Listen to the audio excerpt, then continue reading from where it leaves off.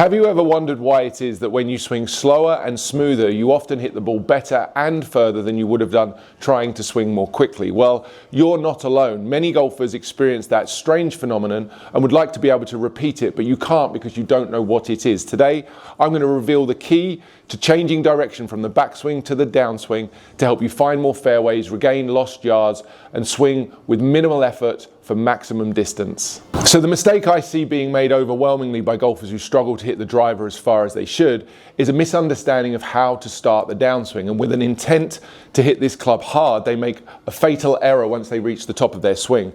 As they get to the end of the backswing, they'll begin down with a very violent over the top move, which is caused by the upper body moving first. That starts to throw the hand and the club out and sets you up for the over the top swinging across the ball swing path. That's going to result in tremendous loss of distance. It's very inefficient, and it'll have you spending most of your time searching for your balls in the woods.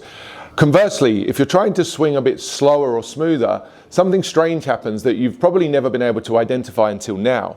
A slower, smoother swing allows the golfer to reach the top of the backswing and spend a split second longer completing that backswing. That's the first benefit. And secondly, because you're not trying to kill the ball, you allow another split second for the hands and arms just to start to drop.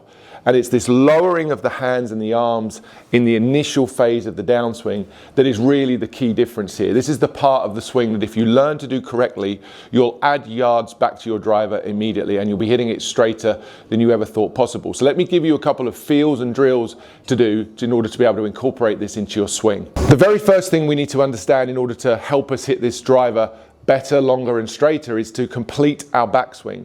The error I've already referred to in the golfers swinging quickly would be that they're too quick and too premature to want to start the downswing, and that leads to them never really fully completing their backswing. So go ahead and make a backswing where you almost have a little pause at the top.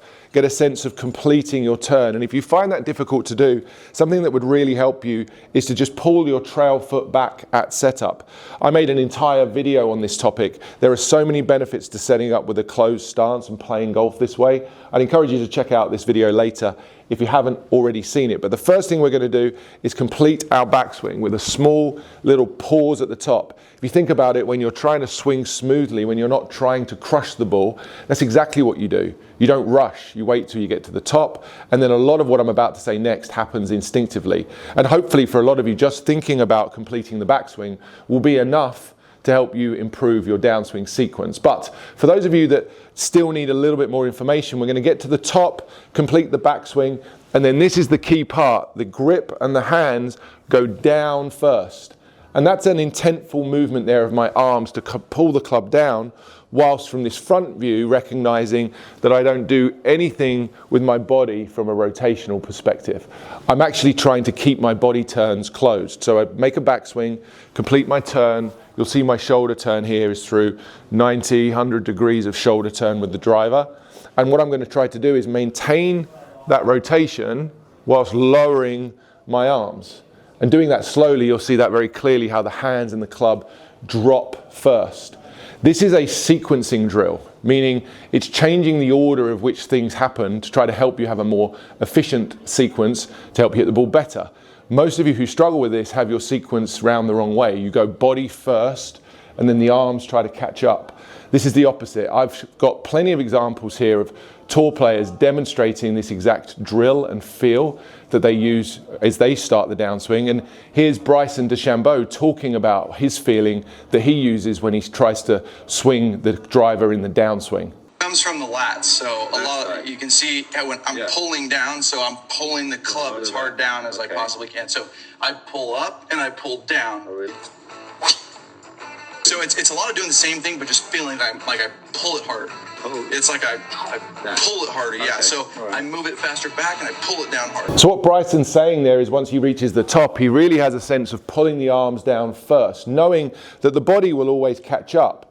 And it's often the other way around. You're moving the body too fast and not giving the arms time to get down towards the ball. So think about moving the hands and arms down as the initial movement, the first movement, and learn to do it quickly. Because actually, quite surprisingly for many of you, you wouldn't necessarily appreciate that the fastest time, the fastest speed that these hands are moving is in this early part of the downswing. So we go back to that little P6 drill that I referred to earlier. We get to the top, we complete our backswing, and we swing down to P6. We start out doing that slowly. I'm demonstrating that just to help you see that the arms drop first. But what we actually get to is a point where we want to practice getting to the top and pulling those arms down quickly, moving the arms and the club quickly in that first part of the downswing. That's really where a lot of the energy and the club head speed will come from. So start thinking about the transition as a hands and arms down movement, not a body motion. So let's take a look at what that looks like in real life. A body downswing versus an arms downswing. The body downswing is the golfer lunging at the ball, swinging across the ball, looking like they're putting a lot of effort into this, but getting very little return. And it's typically what I would see on my lesson tee with golfers who are struggling. So let's take a look at one of those. Gonna pick this club up, use my body in the downswing, try to get a lot of speed, but probably get very little return.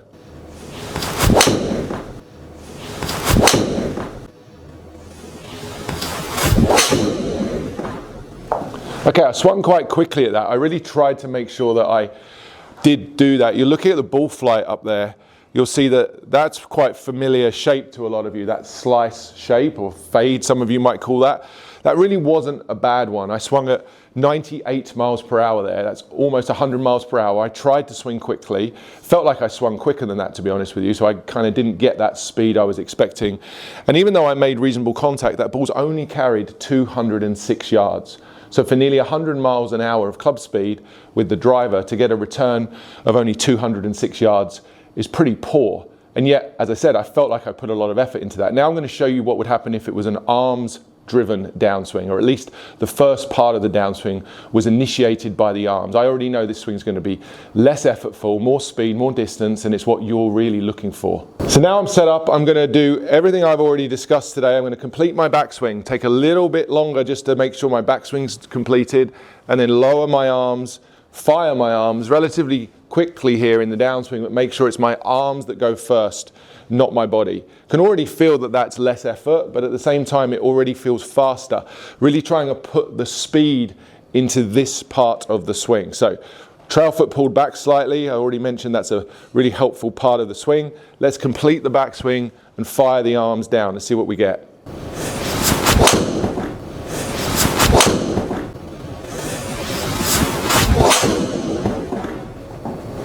That felt effortless, very solid off the club face.